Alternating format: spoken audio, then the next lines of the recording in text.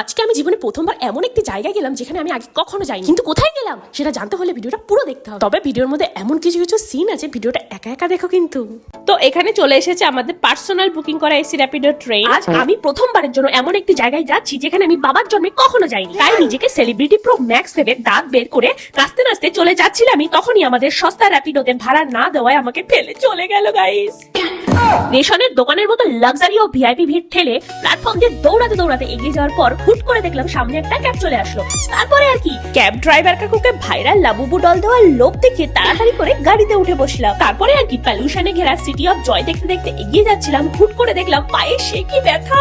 আমার এই কোটি টাকার স্ক্রিনে 80,000 का तेरा घर चले जाएगा নামক এই জুতোটা পরে ফসকা পড়েছে। তারপর হুট করে ড্রাইভার কাকু আমার কাছে লাবুবু ডল কিনে দেওয়ার মতো পয়সা নেই জানতে পারায় আমাকে মাঝ রাস্তায় নামিয়ে দিয়ে চলে গেল। আর বলে গেল এর মধ্যেই নাকি গুপ্ত অবস্থায় রয়েছে আমার বাপের জন্মে না দেখা জায়গাটি। শুনেই তো আমি লাফাচ্ছিলাম, আর লাফাতে লাফাতে হুট করে চোখে পড়লো মেয়েদের কাছে অষ্টম আশ্চর্য গুচি নামক একটি মিডিল ক্লাসদের ব্যাগের দোকান।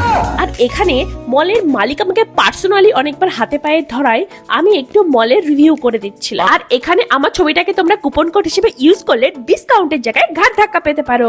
ফাইনালি চলে আসলো সেই ঐতিহাসিক মুহূর্ত, গোপন গুহায় ঢুকে পড়লাম আমি, মানে ওই আর কি সিনেমা হল। ইয়েস গাইস, আমি জীবনে প্রথমবার ফাঁকা ভুতুরে সিনেমা হলে বসে বিশ্ববিখ্যাত নোবেল ছুড়ে মারার মতো ভাইরাল মুভি সাইয়ারা দেখতে গেছিলাম। তারপর কৃষ কাপুর কাঁদতে কাঁদতে সমুদ্রের মধ্যে চলে গেল, আর হঠাৎ অ্যালার্ম বেজে গেল বলে আমরা তাড়াতাড়ি করে বেরিয়ে জল খেয়ে পুরো নাচাতে নাচাতে পার্সোনালি বুকিং করা এসি র্যাপিডো টেনে রিল্যাক্স করতে করতে পাপড় হয়ে গেলাম। টাটা।